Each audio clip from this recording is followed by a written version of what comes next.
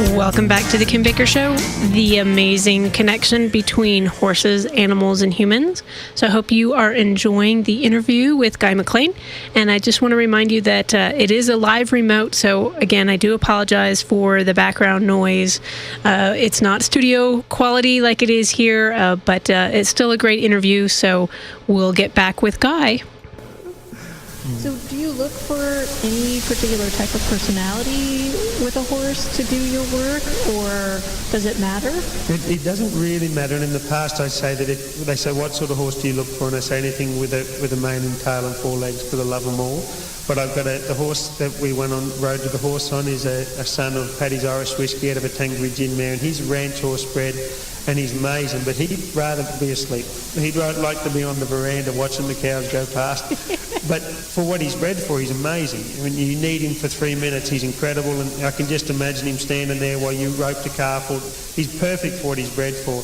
But I love the Ferraris. My Spin Abbey, the canter's in place, and then I can pretend I'm doing show jumping in place and canter sideways and backwards.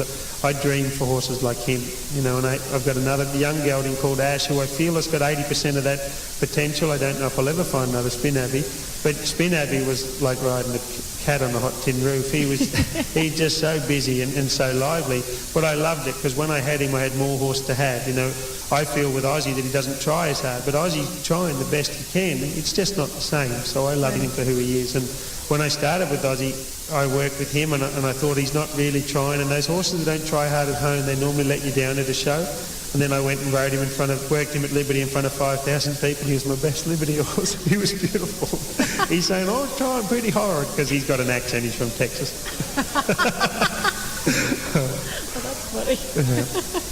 So I love the Australian stock horses, because they've got the thoroughbred in them. So you've got a little bit more energy in them. But in saying that, there's more horse to ride too. You know, you ride Aussie, all you need to do to make him go is think forward. All you need to do to make him stop is stop thinking forward. You know, whereas a thoroughbred, you need to have more control. There's more to have. But I love that. You know, the Australian stock horses are bred to be able to a bit of all of everything. You know, they work a cow, they'll jump, they'll do dressage and endurance. But I love them all. I love that Morgan today. You know, every horse is brilliant in his own little way, and that's something people say, you always say that, and I say, well, that's because if I look at them and say that you're never going to be anything but a grass eater, they don't care. If you told me, my brother above me said I'd never leave home and I'd never be anything, well, that drives me every day. But if I told Ozzy he's nothing but a fat ranch horse sleeping in the pasture, he'd be happy to do that. But I tell him that I think you're brilliant, and I think you've got things that I want to show the world. And over here in America, the public love him more than my stock horses, because that's the sort of horse they want to ride. He's just a cool dude. So I see every horse as being the best version of him, and I see every horse as the dumbest thing about any horse is the person riding him.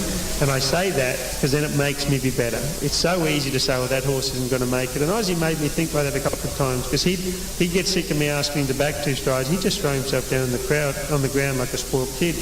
And, you know, he was, instead of getting upset like the Morgan did today and telling me to go with his feet, he'd just lay down on the ground, which is not real clever if you're wild, because you get eaten.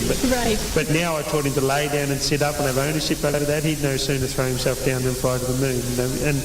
And to see him grow in the last year has just been a treat. And America's been able to watch him grow too, because they all just assume that my horses are specially bred to be who they are.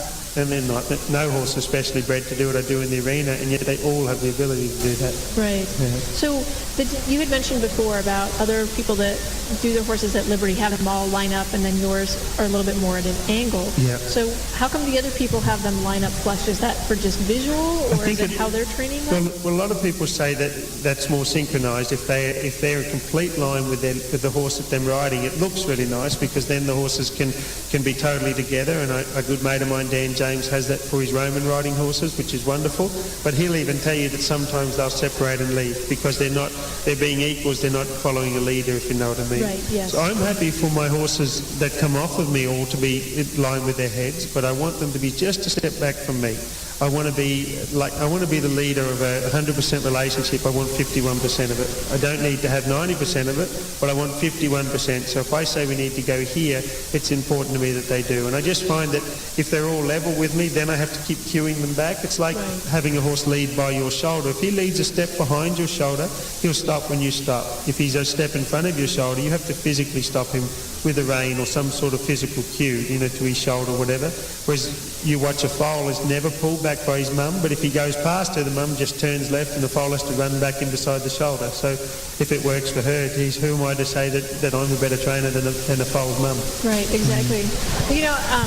Someone had told me too that if you're leading a horse and the horse starts to get in front of you, but then you turn towards the horse's tail and you go the other way. And, with the halter and the lead rope, obviously they're going to, well, maybe not. Some might continue to go, but most of them will follow with you. And you keep doing that enough times, then they realize that it's easier to just stay in line with you, keep the pace instead of going in front of you. Every time you get ahead, it's more work for them. Right, it's more work. But I like with the mare and the foal. I like that because I think that applies as well, especially a horse that was raised, properly by its mom. That's right. Being able to have the social skills and stuff. Because I'm sure you've run into horses that don't have very good horse social skills, and that can be a problem. We want to humanise them too quickly, I find. People say, how much handling do you do in their babies? And I said, any top trainer that I've heard of, they prefer them come in never handled than been handled for a year. So, if we humanise them, we teach them human traits. Humans lie. Humans aren't always honourable. Right. Horses very rarely like that. Horses are honourable and very honest, and that's what I love about them so much. A horse won't tell you one thing and then go and tell his friends the other. He'll tell you exactly what he thinks of you, and I love him for that. Yeah, me too. Me too. I know we humans, we carry that mask and sometimes get ourselves in trouble and things, but the horses, they're always honest, and I guess that's why they do such good work with the equine psychotherapy and things like that, because they're just reflecting back what the human is saying. Yeah, and it's incredible to see horses that adults can't control, and you put a little kid on. We had a horse called Sunny, and I wouldn't do it. My daughter rides the best horses that I could put her on. They're every bit as good, if not better, than the ones I ride. But we had a little mare called Sunny that my brother would put me on at 16 months old, and he'd walk 10 steps in front of her and call her name, and he wasn't a Liberty horse trainer, but she followed and he led her, and I'd bob along behind. And then we'd put adults on her, and they'd go to racing, and they couldn't control her. They couldn't stop and couldn't turn her. But as kids, she'd just babysit us. I used to fall asleep with her, and I would nod to the left, and she would side pass, and she couldn't side pass, but she would side pass underneath me, and then I'd nod to the right, and she would just stay underneath me. Just beautiful. I love her. I wasn't trained to be that way. That was just her. She was a wonderful mother to her foals and to us as kids. Awesome. So is there any difference in that you are aware of? I haven't been to Australia. I hope to go someday. Oh, please do. You'll love it. Yeah, beautiful country. So is there any differences in, stock horses down there versus stock horses up here, horsemanship, what? Yeah, there's some major differences and so many wonderful similarities too. Okay. We both need to get a job done. Your cattlemen over here are cowboys and our cattlemen are stockmen. We ride in a saddle without a horn, and that's because a lot of the country we ride in, there's timber about chest level wherever you go, so you can't sit up straight in the saddle. You have to get down over your horse's neck. If you've seen Man from Snow River, that's typical Aussie riding. And then we have more of an English background, so the first riders in Australia were Englishmen, so we ride, one-hander will ride with an English contact, and so you'll even see me working my horse at Liberty. I ride with an English contact. I like my horses to come up in front a little bit more like an English style, so I have a little bit more athleticism there. And then the American cowboy, he wants his horse to pretty much be like a wonderful work truck to get into all the jobs that he needs to do and then get out of his way while he does them. My spin Abbey all up in front, Kenan on the spot, would be no good when I'm trying to throw the rope over his ears, but he's perfect for me to gallop up on the shoulder of a cow and work them like we do in Australia. Aussie, he's a ranch horse and just brilliant for it, because the moment you work him on anything, you work him on a cow, work him on another horse, he just owns that job so completely that he lets me do whatever I need to do. Whereas the stock horse would be more waiting on me to see where I needed him to be. And then the difference in us as riders, I suppose, is the way we sit in that. The cowboy sits up and gives himself a lot of room to work his rope, and the Australian stockman, we spend a lot of time over the top of our horses' necks, and that's how I learned to ride bridleless. Is any time I put my shoulders an inch in front of my seat, my horses would rush to get underneath me. So they would canter to try and get under my shoulders.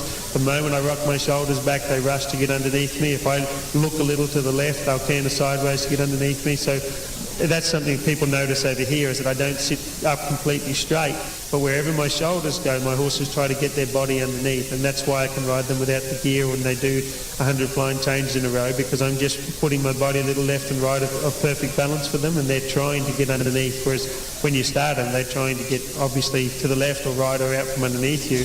The most highly trained horses I find, and the reiners do it, to get completely underneath you, and so there's the gear that we ride in is different. When we start them, we put them in a snaffle bit, and they stay in the snaffle bit for their entire career. A lot of the traditional Aussie stockmen mouth them like an English rider would, and they'd long rein them like they would. I can start them in a halter or a bridle. I chose a bridle today because the horse was so heavy on the lead in a halter that he was just going to make me ski everywhere, and he let me be soft in a bridle. So I chose to do that, but we don't go any further than that. A stockman never gets out of a snaffle, and if he gets out of a snaffle, it's just because the horse is uncontrollable than anything else. Okay. And then over here, I know that Al starts him in a snaffle, then goes to a hackamore, then goes to a big bit. So it all depends. But what I love with as horsemanship progresses is that the better our relationship gets, the less the rider should do. People say, I saw you do 50 flying changes and didn't see much movement. Right. Now, if I told you what to look for, you'd see me move a lot, but it wasn't obvious, and it shouldn't be. Right. The horse should be reading it already. And people say, how do you get your horse to back up? And I say, well, I think it. They go, that's rubbish, you must do other things. I say, well, I don't do other things unless I haven't educated them properly. A thought is all it should take. With Aussie, I've got to think it, then I've got to send a letter out, and I've got to wait for a reply. But my good ones, I just got to think it. Oh, that's really funny. I know. I find that too. Sometimes, and I've talked to people, haven't you ever thought, something trot, and then your horse starts trotting, and you're like, and it catches them off guard. But wait a minute, I didn't cue you for it. Aha, but you did, because you thought it. Well, as a performer, if people come in and say, this horse knows the music, he's getting all upset. He told the horse the music was coming. I've ridden to Man from Snow River hundreds of times, and my horses never get excited because I just sit quiet. But in the moment I go, it doesn't matter what the music is. The human said, the music come, and when the music comes, I get excited, and so do you. Yeah. No, they are the most intuitive, wonderful creatures, and some people want to say they're not very clever. Well, they may not be clever in what we call clever, but they're smarter than any human I've ever met. They have an incredible connection. I don't go to church, but I go to church every time I ride. They are God in living form, I reckon. They're just amazing. And I've always tried to judge myself on the reflection I see in my horse's eyes, and I know there'll be days that they don't like me because I've had to ask them to do things they didn't want to do. They don't want to be travelling doing all the stuff we do, but I tell you what, they walk around with a proud look on their face because they know how special I think they are. I'm right there with you, yeah. Sometimes you don't like the reflection that you see in the mirror, which is okay. Yeah. We have our good days and bad days. They have their good days and bad days. But as long as, we're just realizing, okay, we're doing the best we can today.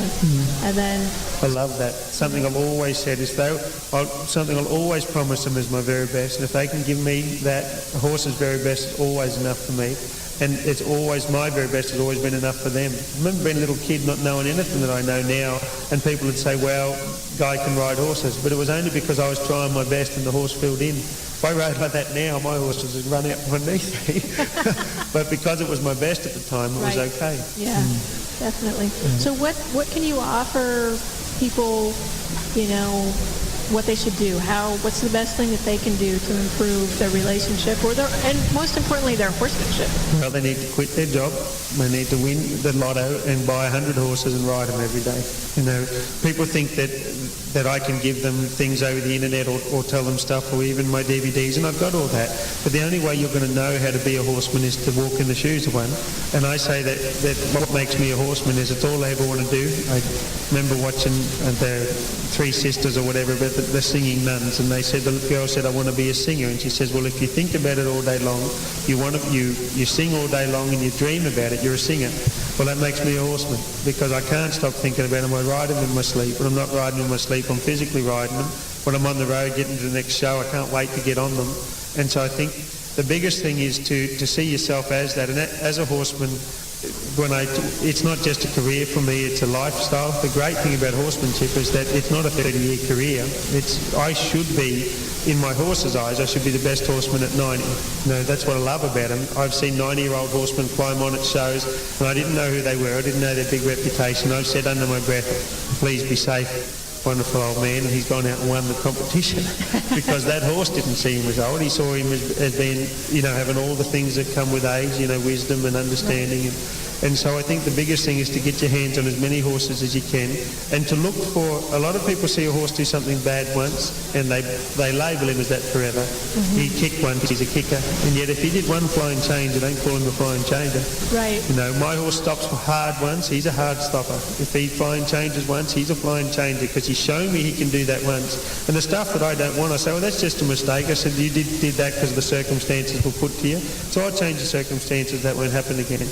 I think the biggest thing with anything, this has been lovely, I've enjoyed this between you and me, but if I slap you and you kick me as we go out, that'll be the last thing we thought of each other. So it's important that we both walk away and the last thing you see of me is nice, and vice versa. And the same thing with working a horse.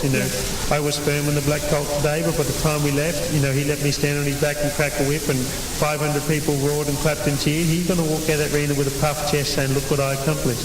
But if I did an hour on him and then I jerked on him and kicked him in the belly and put him in the stable, he would only remember that. Right. And I don't want you to test this, but if you smacked the horse in the face and didn't touch him for 3 years and raised your hand in 3 years, he would throw his head back. Yep. If you did a head down cue on him, would you put your hand, if I put my hands and hover them above my horses, or just put them above my horses' heads, 10 centimetres away, they lower their head down. 3 years I can leave them and I can go back and do that with my stallion Nugget. Their memory is amazing, so make the last thing you do be the most important thing.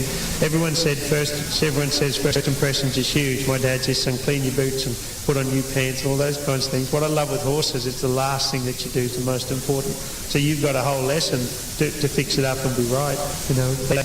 They don't look at you. If I had someone shakes my hand and it's weak, it's hard for me not to think that they're a weak personality, and then they've got to spend the rest of their time proving to me they're not. Whereas you can give a horse not the best start, but you can always finish off on something good, and that's all you remember, and I love them for that.